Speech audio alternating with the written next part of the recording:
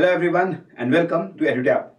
Friends, जैसा कि आप सभी जानते हो कि enforcement officer, accounts officer and APFC की पोस्ट के लिए जो एग्जामिनेशंस हैं उनकी नोटिफिकेशन रिलीज हो चुकी है और बहुत सारे aspirants all across the country they are excited for these two examinations and are also preparing for both of them. इस वीडियो में हम लोग बात करेंगे about the strategy for the non commerce background students. वो स्टूडेंट्स जो कि non commerce background से हैं, इंजीनियरिंग, मेडिकल या दूसरे बैकग्राउंड से आते हैं, उनको कई बार कुछ मिसकंसेप्शंस रहते हैं related to these kinds of examinations. वो मिसकंसेप्शंस क्या होते हैं? मिसकंसेप्शंस होते हैं बेसिकली कि अगर हम नॉन कॉमर्स बैकग्राउंड से आते हैं तो ये जो टेक्निकल सब्जेक्ट्स हैं लाइक अकाउंटेंसी, लाइक ऑडिटिंग, क्या ये सब्जेक्ट्स हम लोग पढ़ सकते हैं? क्या इन सब्जेक्ट्स को हम लोग अच्छे से कवर करके इसमें मार्क्स स्कोर कर सकते हैं? और कई बार in absence of some proper information and proper guidance ये मिसकंसेप्शंस और बढ़ जाते हैं और लोगों को ये लगता है कि अगर वो नॉन कॉमर्स बैकग्राउंड से आते हैं then they can not clear these kinds of examinations. पर ऐसा बिल्कुल सही नहीं है दोस्तों।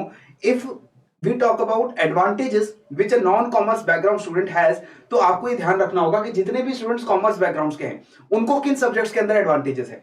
Accounting, auditing, industrial relations and labour loss. इसमें भी आईआर और लेबर लॉस को मैं नहीं मानता कि कोई डिस्टिंक्ट एडवांटेज कॉमर्स स्टूडेंट्स को मिलता है। हाँ, उनकी जो वर्क प्रोफाइल है वो इस तरीके की हो सकती है कि उनको आईआर लेबर लॉस का थोड़ा ज्यादा आइडिया हो, लेकिन यस, ऑडिटिंग और अकाउंटिंग की अगर हम बात करें तो वहां पर कॉमर्स स्टूडेंट्स के पास एक सिग्निफिकेंट डिस्टिंक्ट एडवांटेज है।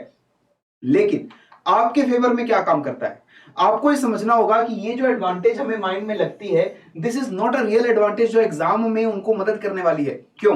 पहला रीजन सिंपल है, कंसेप्चुअल नॉलेज आपके एग्जाम में टेस्ट की जाती है। अगर हम बात करें कॉमर्स बैकग्राउंड के स्टूडेंट्स की, जो कॉन्सेप्ट उन्होंने 11वीं 12वीं क्लास के अंदर पढ़े होंगे, 11th 12th क्लास में जो चीजें पढ़ी हैं, लगभग वैसी चीजें आपको इस एग्जाम में पूछी जा रही हैं। जो काम ये कॉमर्स बैकग्राउंड के स्टूडेंट्स आगे जाकर के ग्रेजुएशन में या ग्रेजुएशन के बाद जो करते हैं उसमें एप्लीकेशन है उस नॉलेज की, उसका कोई खास फायदा इस एग्जाम में उनको होने वाला नहीं है। जो कंसेप्चुअल नॉलेज टेस्ट की जाएगी अकाउंटिंग की, आपके ऑडिटिंग के सब्जेक्ट की, आईआर की, वो conceptual knowledge even non commerce background students can gather very easily. इसके बाद डिफिकल्टी लेवल आपको ध्यान में रखना है। एग्जाम में डिफिकल्टी लेवल कोई बहुत ज्यादा नहीं होगा। यूपीएससी के दोनों एग्जाम्स के प्रीवियस ईयर क्वेश्चंस को हमने ऑलरेडी एनालाइज किया है और ईओओ एग्जामिनेशन में और एपीएफसी एग्जाम में जो क्वेश्चंस आते हैं अकाउंटिंग से, ऑडिटिंग से और आपके आईआर लेबर लॉ से, उनका डिफिकल्टी लेवल बहुत हाई नहीं होता है। अगर आप थोड़ा सा इन्वेस्टमेंट इसमें कर सके in terms of time and in terms of energy, तो वो क्वेश्चंस आप इजीली सॉल्व कर सकते हो। ठीक है, ओरिएंटेशन का भी फर्क है क्योंकि यहां पर आपकी एप्लीकेशन ऑफ दीज कॉन्सेप्ट्स वो ज्यादा टेस्ट नहीं की जाती है इस एग्जाम में। ज्यादातर जो टेस्टिंग हो रही है वो आपके कॉन्सेप्ट्स की हो रही है कि क्या आपको वो बेसिक चीजें समझ आई हैं या नहीं आई हैं। और अगर वो चीजें आपको समझ आ चुकी हैं जिसमें बहुत ज्यादा टाइम नहीं लगता है आपका, तो आप उन क्वेश्चंस को इजीली आंसर कर सकते हो। और obviously at the end we know that time is on our side. Notification release होने के बाद और एग्जाम के कंडक्ट होने में अभी काफी ज्यादा समय है और उस समय को अगर आप जुडिशियसली यूज कर लेंगे तो you can easily prepare these subjects which are typically associated with the commerce background. Clear है? अब एक एक करके इन सब्जेक्ट्स की बात करते हैं। सबसे पहले अकाउंट्स को देखते हैं। If we talk about accounts, these are the 18 chapters that you have to study and हमेशा हम recommend करते हैं कि 18 चैप्टर्स आपको पढ़ने होते हैं अकाउंट्स के सब्जेक्ट में। लेकिन अगर आप कॉमर्स बैकग्राउंड से आते हो तब तो ये 18 चैप्टर्स पढ़ना आपके लिए कोई बहुत बड़ी बात नहीं, कोई बहुत मुश्किल आपको नहीं होगी इसमें। If you are coming from a non-commerce background, then always keep in mind इन 18 के 18 चैप्टर्स से क्वेश्चंस नहीं पूछे जाएंगे एग्जाम में।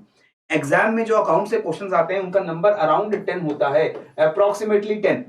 इन 10 से थोड़े 2-3 क्वेश्चन आता है, 2-3 क्वेश्चन कम आ सकते हैं।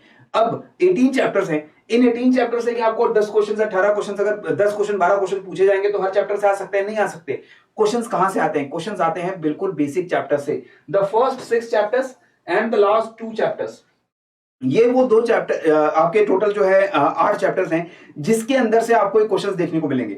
इसमें आपकी बेसिक अकाउंटिंग की डेफिनेशंस, बेसिक अकाउंटिंग का जो यूज है वो आपका इन चैप्टर्स के अंदर कवर होता है। और लास्ट के 2 चैप्टर्स की बात करें तो थोड़ा सा अप्लाइड पार्ट है रेशियो एनालिसिस का एंड कैश फ्लो स्टेटमेंट का। इसमें भी कुछ चीजें आपको याद करनी पड़ती हैं। एंड देन रेस्ट 7 से लेके अगर मैं 16 चैप्टर्स तक बात करूं तो यहां पर बेसिकली यूज हो रहा है इन अकाउंटिंग स्टैंडर्ड्स का, इन अकाउंटिंग प्रिंसिपल्स का, जो आप यहां पढ़ते हैं कि किस तरीके से रियल लाइफ में भी यूज दी स्टैंडर्ड्स। तो वो चीजें आपको ज्यादा पढ़ने की जरूरत नहीं होती है। सो अगर आप इस सिलेबस को देखें तो ये 18 चैप्टर नहीं है, टोटल 8 चैप्टर है जो आपको पढ़ने हैं और इसको पढ़ने में कोई बहुत ज्यादा आपको दिक्कत नहीं होगी, ये मैं गारंटी दे रहा हूं, बिकॉज यहां पर लॉजिकल चीजें बहुत ज्यादा हैं जो आप आसानी से समझ के इसको अंडरस्टैंड कर सकते हो। ठीक है, अब पढ़ना कहां से है अकाउंट्स? तो अकाउंट्स के लिए आप एनसीईआरटीज फॉलो करिए, सीधा सोर्स पे जाइए, 11th एंड 12th क्लास के एनसीईआरटीज को आप पढ़िए, उनके अंदर से जो चैप्टर्स आपको मिल रहे हैं, जो अभी मैंने आपको 8 चैप्टर्स दिखाए, वो चैप्टर्स आप एनसीईआरटी से फटाफट जो है पढ़िए। थोड़े एडवांस टॉपिक्स जो आप पढ़ना चाहते हैं अगर, तो उसके लिए इंडियन जो चार्टर्ड अकाउंट्स का जो इंस्टीट्यूट है उसको आप लोग पढ़ सकते हैं, उसके मटेरियल निकल कर आते हैं। ये मटेरियल जो है ऑनलाइन फ्री ऑफ कॉस्ट भी अवेलेबल होते हैं। सो आईसीआई के फ्री मटेरियल्स पढ़ करके थोड़ी सी एडवांस अकाउंटिंग अगर आप पढ़ना चाहें तो you can do that. Otherwise in my opinion NCERT should be enough. NCERT से मटेरियल पढ़ो, एमसीक्यू सॉल्व करो, डन हो जाएगा अकाउंटिंग, और कोई दिक्कत आपको नहीं आएगी। ऑडिटिंग की बात कर लेते हैं। ऑडिटिंग में there are only 7 chapters, right, and these chapters भी, इसमें भी आपको बहुत ज्यादा डिटेल में जाने की जरूरत नहीं होती है। जो क्वेश्चंस आते हैं ऑडिटिंग से, पहली तो बात बहुत ज्यादा क्वेश्चंस आते नहीं है। लास्ट एग्जाम्स में हमने देखा है ऑडिटिंग से 2 क्वेश्चन मैक्सिमम आते हैं आपको, और इस बार अगर क्वेश्चंस का नंबर बढ़ भी जाएगा तो 3 क्वेश्चन 4 क्वेश्चन नहीं हो सकते हैं, उससे ज्यादा क्वेश्चन नहीं होंगे। और ये 7 चैप्टर्स आपको पढ़ने के लिए दिए गए हैं। इसमें भी अगर आप फर्स्ट 3 चैप्टर्स को अच्छे से पढ़ लेते हो तो हाफ ऑफ द क्वेश्चन जो आपको पूछे जाएंगे ऑडिटिंग से वो आप इजिली आंसर कर सकते हो। कहां से पढ़ोगे ऑडिटिंग? ऑडिटिंग पढ़ने के लिए this book is there. Auditing की बुक है, टी आर शर्मा के जी के द्वारा लिखी गई ये बुक है, साहित्य भवन पब्लिकेशंस की। ध्यान से इसको नोट कर लीजिएगा। इस बुक को अगर आप ले लेते हैं तो इसके अंदर ये सारे चैप्टर्स जो हैं वो अच्छे से कवर्ड हैं। एग्जांपल्स और प्रैक्टिस क्वेश्चंस भी आपको इस बुक के अंदर मिल जाते हैं। So it is in all a very good source जहां से आप पढ़ सकते हैं अकाउंटिंग को। फिर आईआर और लेबर लॉस की बात करते हैं। These are the chapters for IR and labour laws. तो आईआर में अगर हम देखें तो एक गुड नंबर ऑफ चैप्टर्स आपको देखने को मिलता है। लेबर लॉस में भी these are the 6 acts that you must read and must understand for the upcoming examination. तो अब आईआर लेबर लॉस थोड़ा सा लेंदी है, जरूर लेंदी है, लेकिन यहां कोई ऐसी चीज नहीं है जो नॉन कॉमर्स बैकग्राउंड स्टूडेंट्स को कोई ज्यादा डिसएडवांटेज देती हो। अगर आपकी सिटिंग कैपेसिटी अच्छी है, मेमोरी आपकी अच्छी है, आपकी अंडरस्टैंडिंग कैपेसिटी अच्छी है, तो आप इजीली एक अच्छे टाइम पीरियड के अंदर, एक कम से कम टाइम पीरियड के अंदर इन सभी चीजों को याद कर सकते हो। इस तरीके से याद कर सकते हो कि आपको एक्चुअल एग्जाम के अंदर क्वेश्चन जो है वो इजीली सॉल्व हो जाएंगे, राइट। तो मैं बेसिकली आपको ये कन्विंस करने की कोशिश कर रहा हूं कि अगर आप नॉन कॉमर्स बैकग्राउंड से भी आते हैं तो कोई भी आपको डिसएडवांटेज नहीं है। जीएस आपके फेवर में काम कर रहा है। इंग्लिश और मैथ्स के जो क्वेश्चन दोनों एग्जाम में आएंगे वो आपके लिए नॉन कॉमर्स के लिए लगभग बराबर हैं। जबकि मैं मानता हूं कि कॉमर्स बैकग्राउंड से आने वाले स्टूडेंट्स थोड़ा सा इंग्लिश में वीक हो सकते हैं as compare to non commerce, क्योंकि अगर आप ह्यूमैनिटीज से आते हैं तो इंग्लिश में हो सकता है आपकी पकड़ जो है वो ज्यादा बेटर हो, राइट। तो इन चीजों का आप ध्यान रखेंगे। इन ऑल एक लेवल प्लेइंग फील्ड हो जाता है for commerce and non commerce students, right. अगर मैं आईआर लेबर लॉस की बात करूं तो इसका आईआर को आप इंडस्ट्रियल रिलेशन लेबर लॉस की बुक है प्याली घोष की, इससे आप आईआर कवर कर सकते हो। जो लेबर लॉज हैं, मेरी ओपिनियन होगी कि डायरेक्ट आप मिनिस्ट्री ऑफ लेबर एम्प्लॉयमेंट की वेबसाइट पे जाते हैं तो वहां पर आपको सभी लेबर लॉज के बेयर एक्ट मिल जाते हैं। ये बेयर एक्ट वहां से फ्री ऑफ कॉस्ट डाउनलोड करके आप पढ़ सकते हो स्ट्रेट फ्रॉम द सोर्स। और वहां से आपको बेसिक चीजें पढ़नी है लेबर लॉस की। पूरा डिटेल में घुस के वकील नहीं बनना है हमें। We just want to understand the objectives of these labour laws. What is the objective, what are the beneficiaries and what benefit is being imparted. तो ये मेन प्रोविजंस जो है इन लेबर लॉस की, वो चीजें आपको यहां पर कवर करनी होती है। क्लियर हो गया?